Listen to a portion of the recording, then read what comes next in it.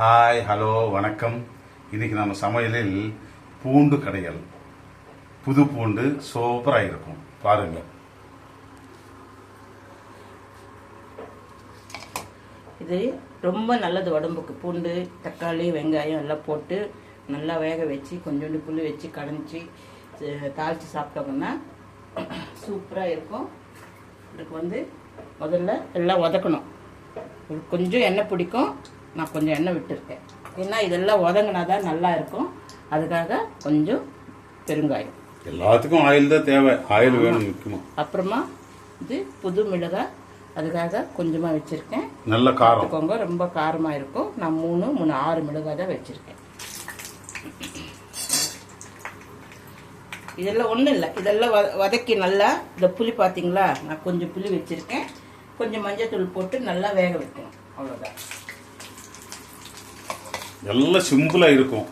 எல்லா பசங்க எல்லாம் ஈஸியாக செய்யறதுக்காக மேடம் சொல்றதுல கூட அவ்வளோ அழகாக இருக்கும்.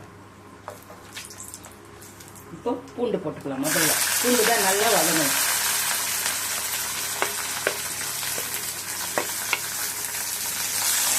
இந்த பூண்டு தக்காளி குழம்பு வைப்பாங்க, கார குழம்பு, அந்த மாதிரி எல்லாமே நம்ம நல்லா எல்லாம் வதக்கி கடைஞ்சிக்கணும்.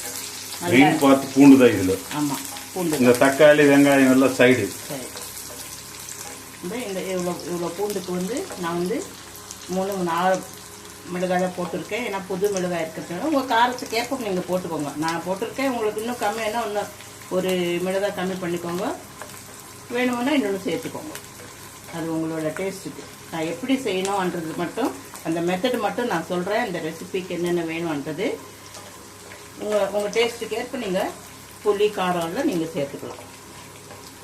இப்போ வெங்காயம் எல்லாம் போட்டு நல்லா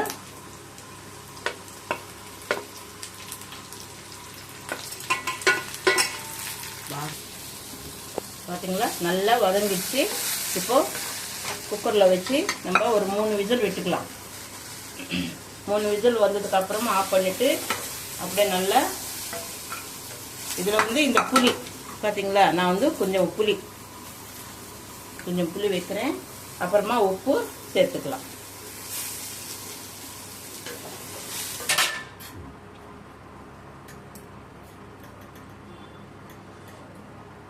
பார்த்தீங்களா, கொஞ்சம் மஞ்சத்தூள், கொஞ்சமாக தண்ணி விட்டுக்கலாம். ஏன்னா இந்த தக்காளி வெங்காயத்தில் தண்ணி வரும். ஒரு 3 விசில் வந்ததுக்கப்புறம் ஆஃப் பண்ணிவிட்டு நல்லா கடைஞ்சிட்டு தாளிச்சிக்கலாம். இது க்ளோஸ் பண்ணி இது ஒரு 3 விசில் 4 விசில் நல்லா வேக வச்சுருக்கேன். பாருங்க, வெந்து போச்சு. ஒரு 4 விசில் வந்தது. இதுக்கு உப்பு, இது இப்படி போட்டு நம்ம கடைஞ்சிக்கலாம்.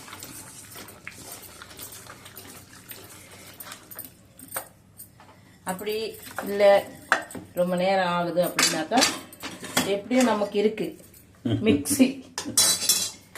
இந்த மிக்ஸியில் போட்டு ஒரே ஒரு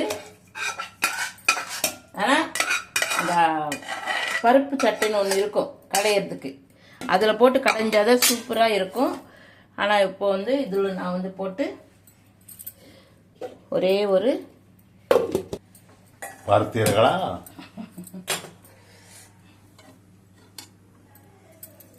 பார்த்தீங்களா, நல்லா நைஸாக வந்துடுச்சு.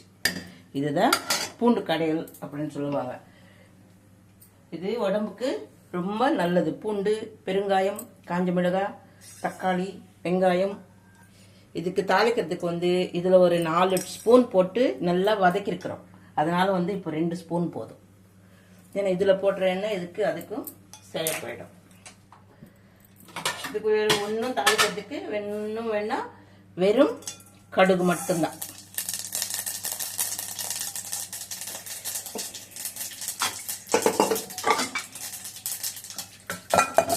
கடுகு போட்டு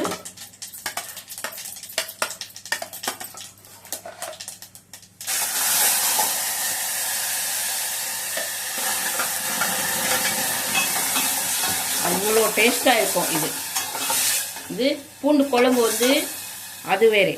இது வந்து பூண்டு கடையல். கொஞ்சம் தண்ணி விட்டுக்கலாம், ரொம்ப திக்காக இருக்குது. இது சாதத்தில் போட்டு சாப்பிட்டா உடம்புக்கும் நல்லது, டேஸ்டாகவும் இருக்கும். நல்லா இருக்கும். உங்களுக்கு எதுக்கு வேணும்னா நீங்கள் உங்கள் இஷ்டம் விருப்பம்.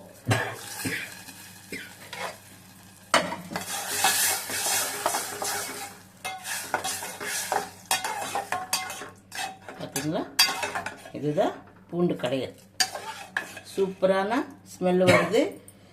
என்ன எல்லாம் நல்ல நல்ல பொருள் என்னென்ன போட்டிருக்கிறோம், பூண்டு போட்டிருக்கிறோம், வெங்காயம், தக்காளி, புளி கொஞ்சம் வச்சிருக்கிறோம். தக்காளி 4 தக்காளி வச்சோம், கொஞ்சோண்டு புளி வச்சிருக்கிறோம்.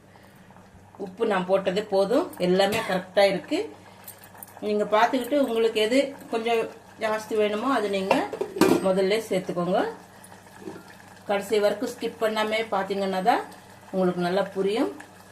லைக் பண்ணுங்க, ஷேர் பண்ணுங்க, சப்ஸ்கிரைப் பண்ணுங்க. ஓகே, இதுதான் பூண்டு தக்காளி வெங்காயம் போட்டு கடைஞ்சிருக்கேன். இதுதான் கடையல். நல்ல டேஸ்டான சுவையான சமையல்.